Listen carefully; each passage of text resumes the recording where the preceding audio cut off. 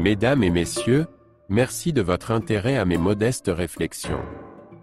Je pense que les personnes de mon âge entrent dans une phase d'échange, de partage, qui explique sûrement les raisons qui m'ont poussé à vous parler.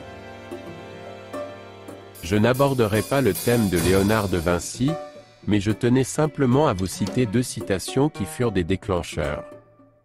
Bien entendu, j'ai d'abord lu les livres d'historiens très intéressants, comme Sophie Chauveau, Serge Branly, Pascal Briouat, et d'autres, qui favorisent une bonne immersion dans ce monde de la Renaissance.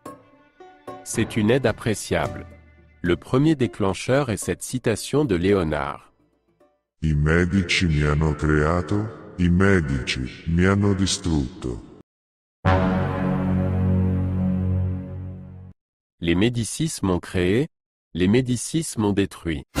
C'est ce qu'écrivit Léonard de Vinci dans son carnet, comme s'il se parlait à lui-même. Voulait-il dire quand le jouet est usé, on le jette? C'est possible, j'ai tenu compte de cette hypothèse, mais j'en ai développé une autre qui semble justifier le contexte. Sans prétention, bien entendu. Mais une piste, aboutissant dans une autre, un chemin se dessina. Ceci m'a amené à enquêter sur les Médicis. Qui étaient vraiment ces gens?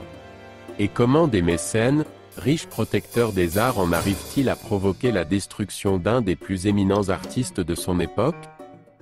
Et il en ressort qu'on nous a raconté des balivernes à propos des Médicis. Mais je pense avoir découvert la raison de cette situation. Encore fallait-il le prouver, d'où l'existence de ce livre. Dans une enquête, je suspecte tout le monde sans la moindre exception. Un autre déclencheur parmi tant d'autres est cette déclaration de Léonard. Un homme pour qui les richesses de l'âme surpassent celles du corps. L'âme est récurrente dans ses propos, mais il est possible que les autres, dont il parle souvent sans mâcher ses mots, ne comprenaient rien à ce que Léonard racontait. Et j'imagine clairement la scène montrant ses interlocuteurs lui tourner le dos en haussant les épaules. Je pense qu'à la longue, le fait de parler à des piquets de clôture devient agaçant, voire même révoltant. Bien des gens, écrit-il, je le sais, trouveront ce travail inutile. Démétrius disait d'eux, qu'ils ne faisaient pas plus cas du vent que les mots produisaient dans leur bouche, que de celui qui s'échappait de leurs parties inférieures.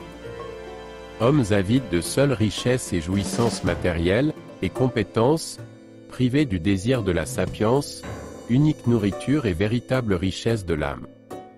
Car tout de même que l'âme a plus de prix que le corps, les richesses de l'âme surpasseront celles du corps. Et fréquemment, quand je vois un de ces hommes prendre cette œuvre en main, je doute s'il ne va pas la porter à son nez comme un singe et me demander si elle est comestible.